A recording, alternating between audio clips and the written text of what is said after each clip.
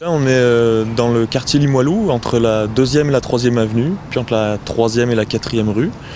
On est sur un site de fouilles archéologiques, le chantier école de l'Université Laval. Puis notre premier objectif de chantier, c'est la formation des étudiants ici, tant au premier cycle qu'au deuxième cycle. Mais ce qu'on cherche ici, c'est les traces d'une maison qui aurait appartenu à la famille Anderson, qui s'installe ici au début du 19e siècle.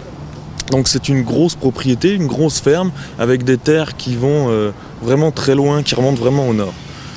Donc nous, ce qu'on cherche, c'est vraiment à documenter cette maison, on cherche sa trace, et on cherche aussi à documenter quelle pouvait être la vie ici à cette époque, la vie des gens qui vivaient là, par l'étude du matériel, des eaux, etc., de tout ce qu'on peut retrouver.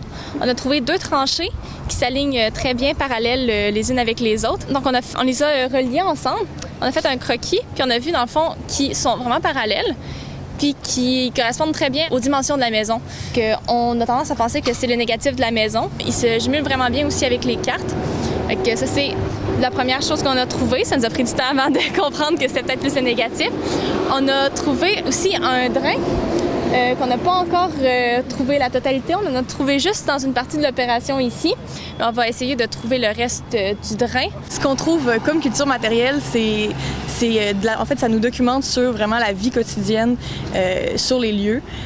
Principalement donc, au 19e siècle, peut-être un peu avant, peut-être après, mais c'est surtout le 19e siècle qui est représenté. Et on a vraiment différentes facettes. Donc, le classique, donc c'est l'alimentation avec la céramique, le verre. On trouve beaucoup donc de traces d'entreposage, mais également de la vie domestique, donc la consommation des aliments.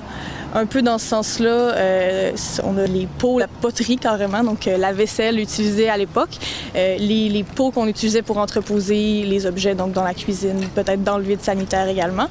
Puis on a aussi des facettes plus ludiques, donc on trouve des instruments de musique, comme on trouve une guimbarde, mais également des jeux. Donc on a des billes en verre, mais aussi en terre cuite.